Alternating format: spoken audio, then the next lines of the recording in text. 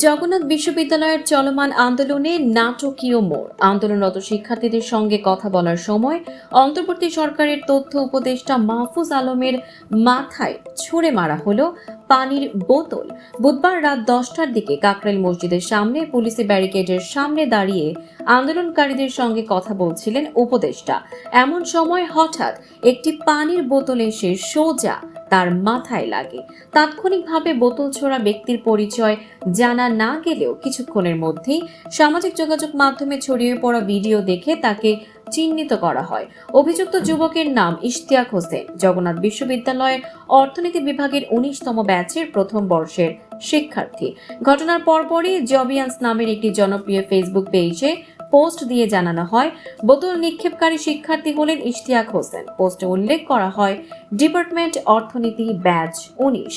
বিশ্ববিদ্যালয়ের প্রক্টর মোহাম্মদ তাজাম্মুল বলেন, ছেলেটি অর্থনীতি বিভাগের প্রথম বর্ষের শিক্ষার্থী। তবে আমাদের এখন মূল লক্ষ্য হলো শিক্ষার্থীদের যৌক্তিক দাবি দেওয়া আদায়।